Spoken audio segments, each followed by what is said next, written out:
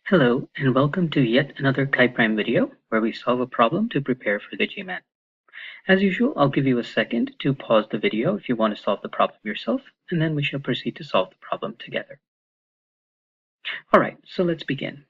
Here we're given the fact that Alice puts $1,000 into a bank account, which pays her 6% interest per annum, but the interest is compounded monthly. At the end of 1 year, what is the interest that she's paid on the account? Alright, so let's try to break it down and solve it. The principal, P, that she has in her account at the start of the period is $1,000. She's paid 6% interest per annum, that is yearly, the interest rate is 6%. But this interest is paid to her in a manner that's compounded monthly. So the monthly interest rate that she gets, or the amount that she has in her account after 1 month, would be given by the compounding formula, P times 1 plus R, the monthly interest rate, which is the yearly interest rate divided by 12.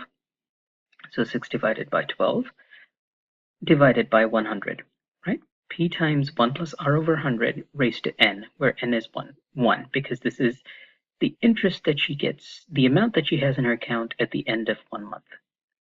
At the end of 1 month, or 1 compounding period, 6 over 12, this thing here, is the interest rate per month, and this is equal to A, or the amount, the total amount that she has at the end of 1 compounding period. Now, since the amount compounds monthly for a full year, it says 1 year, since it compounds monthly, the amount of money she has in her account at the end of the year, that's A12, this is A1, at the end of the year it will be P times 1 plus 6 over 1200, that's at the end of 1 month, times 1 plus 6 over 1200 at the end of the second month, and so on, times 1 plus 6 over 1200 at the end of the 12th month. First, second, ... 12th. Or in other words, if you simplify, you get P times 1 plus 6 over 1200 raised to 12. Now please note, this is the amount of money in her account. The question is asking for the interest she is paid on the account. So the interest she's paid, let's do that here. Interest paid equals total amount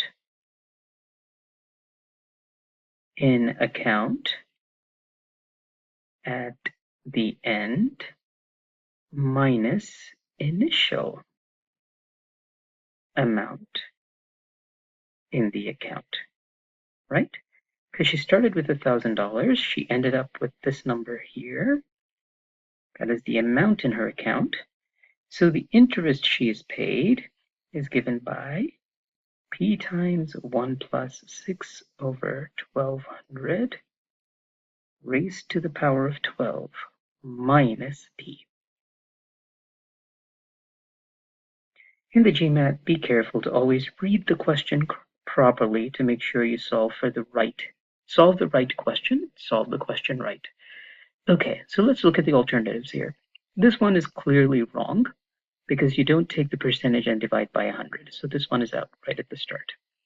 This one, option B, is incorrect because it's 6% is the interest rate, but it is not being compounded on an annual basis. It's being compounded monthly, so that is incorrect. Option C tries to do slightly better. It divides it by 1200, but it ignores the fact that the monthly compounding takes place monthly. So in effect, you have 12 periods. So C is incorrect. D is the closest to the correct answer because it does give you the interest on a per month basis. It calculates that part correctly. It also raises everything to the 12th periods that you have in a year, 12 monthly periods in a year, but it forgets to subtract the initial principal that you start out with, $1,000. So D is incorrect. E is the answer you want. None of the above, because the interest she is paid is equal to the total amount in her account at the end of the 1 year period minus the principal that she started out with. Thank you for watching.